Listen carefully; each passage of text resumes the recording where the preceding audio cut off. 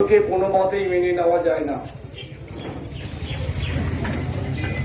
তার মৃত্যু সমাজের বুকে বার্তা দিয়ে যাচ্ছে যে আমরা নাগরিক সমাজ যারা বুঝি ভাবি আমাদের জাগ্রত হতে হবে।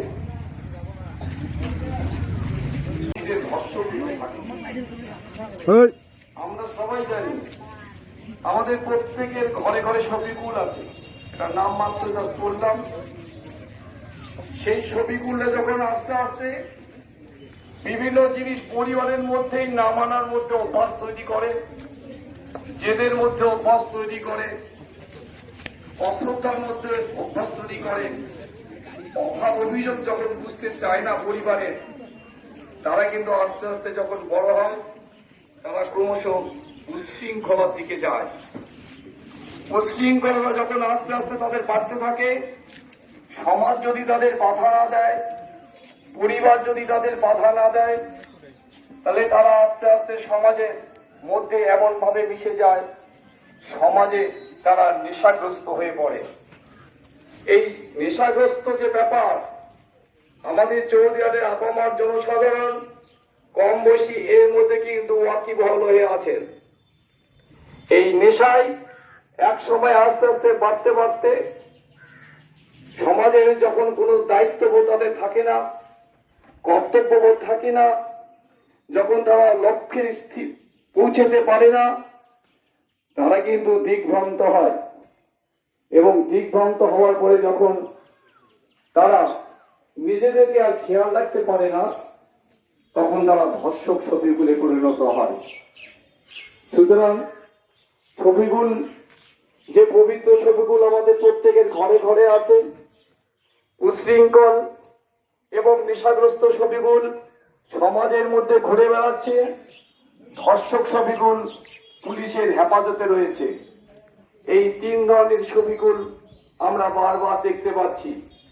আমরা নাগরিকবৃন্দের কাছে অনুরোধ করছি, আপনারা সচেতন হন। যদিও আপনারা সচেতন আছেন, প্রতিবাদ করুন।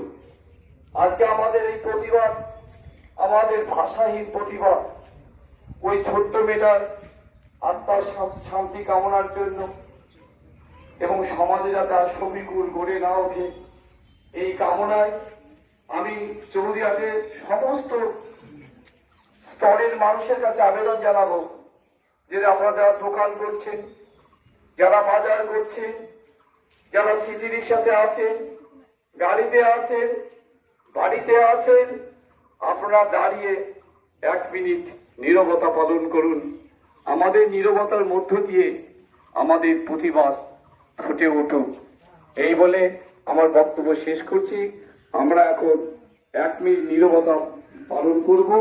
তার জন্য আমাদের বেল বাজানো হবে। বেলের ধ্বনি শোনার পরেই আমাদের ছাত্রছাত্রী এবং নাগরিকবৃন্দ, আপনারা যদি কারো বক্তব্য থাকে আপনারা বলতে পারেন। যদি নাগরিকবৃন্দের কাছে আমার অনুরোধ, যদি আমাদের স্টুডেন্টদের প্রতি আপনাদের কোনো বার্তা থাকে, আপনারা আসুন, 2-4 কথা বলুন, যাতে আমাদের স্টুডেন্টরা শিক্ষা লাভ করতে পারে। কেউ বলবেন? কেউ বলবেন না? তাহলে আমরা বেলটা বাজিয়ে আমরা বেল বাজাবো, মানে ঘন্টাটা বাজাবো। হ্যাঁ, 2-1 কথা বলবেন যিনি।